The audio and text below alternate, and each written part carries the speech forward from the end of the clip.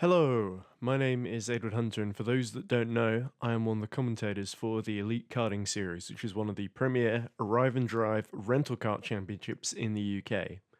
Last Thursday, EKS made its first trip to Silverstone for the first event in our Silverstone Weekday Championship.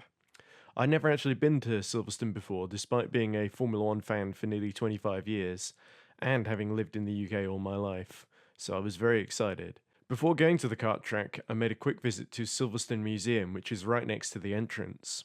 There wasn't a whole lot of time since they were 20 minutes away from shutting by the time I rocked up, especially since I'd gotten lost on the way there by wandering into Silverstone Park, which is essentially a mini industrial estate.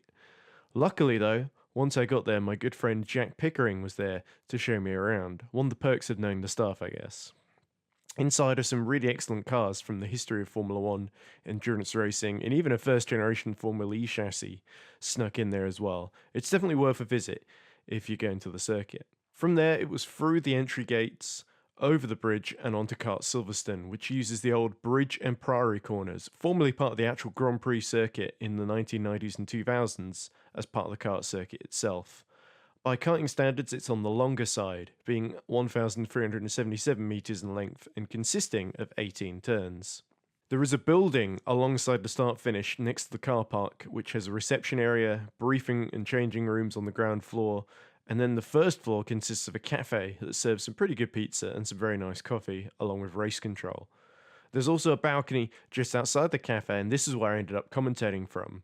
Now, I should point out the facility isn't quite finished yet. There's an even better viewing spot on the second floor, but I was discouraged from going there because apparently one of the workmen got electrocuted touching the doorknob due to all the static electricity. There were also noticeable bits of cladding and wiring sticking out of the walls in a few places, although most of these were not in places where the general public would easily bump into them. Another thing you might notice is that there's no start light gantry, so the races are started the old-fashioned way, with a marshal standing by the side of the track, dropping the green flag. Very kindly, before the EKS event got underway, we were offered 4 free spots in the 20-minute practice session a few hours beforehand. Luke Battersby, who is the owner and organiser of the championship, took one of them. His dad Terry took the second spot. Our photographer Joe took the third, and I was offered the fourth and gladly jumped at the chance. Obviously, the Sodi RT10 karts are still quite new and needed some bedding in. In fact, EKS was the first championship to race them in anger on the Grand Prix layout. But essentially, they are extremely similar to the spec of karts you'd find at Buckmore Park in Kent or Three Sisters in Wigan. After a few final checks from the mechanics and staff, kart number 26 was ready to be unleashed, albeit near the back of the pack. I'd not actually driven a go-kart for the past 3 years, and that was indoors, but I did watch a lap before I visited to familiarise myself with the Grand Prix layout of the kart track and which curbs I should be avoiding.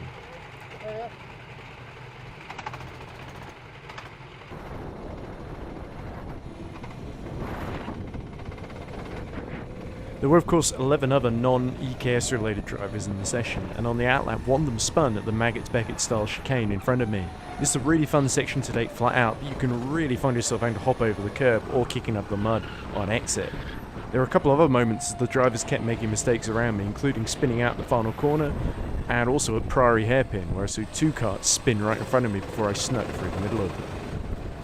I'd been warned by Luke beforehand not to crash or damage the kart, so whenever I ended up on the grass or just straddled way more curb than I meant to, I felt a little bad about messing up both the kart and the track. That said, I never felt like the kart was unpredictable or unresponsive in its handling. It was actually pretty much a joy to drive, easy to learn, but hard to master.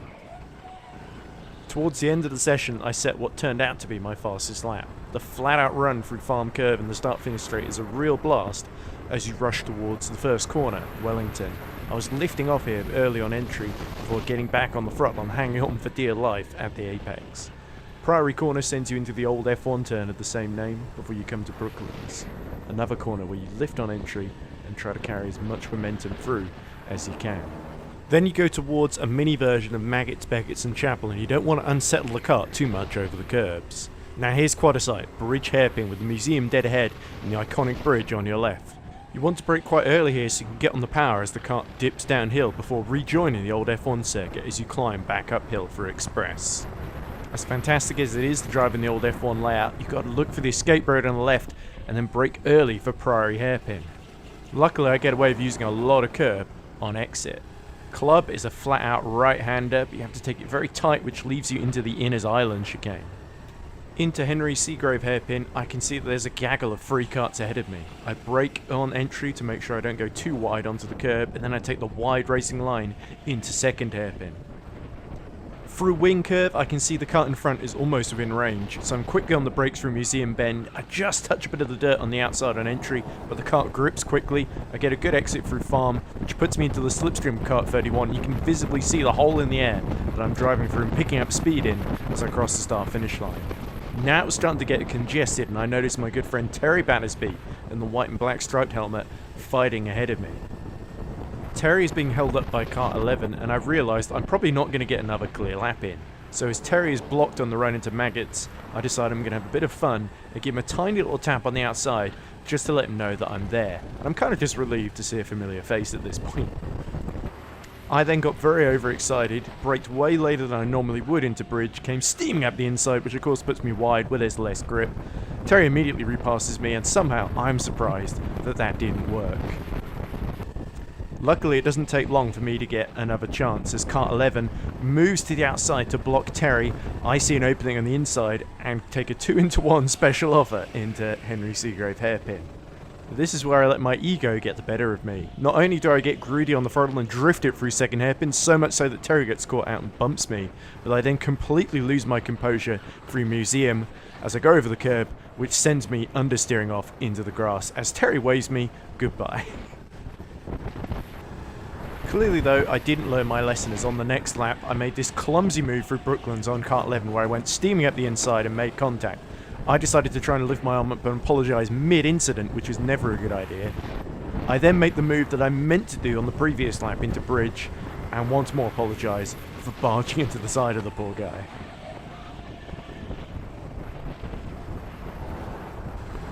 But anyway, after that the session was over and I crossed the finish line right behind Terry, having had a fantastic time, but suspecting that I had not done all that well.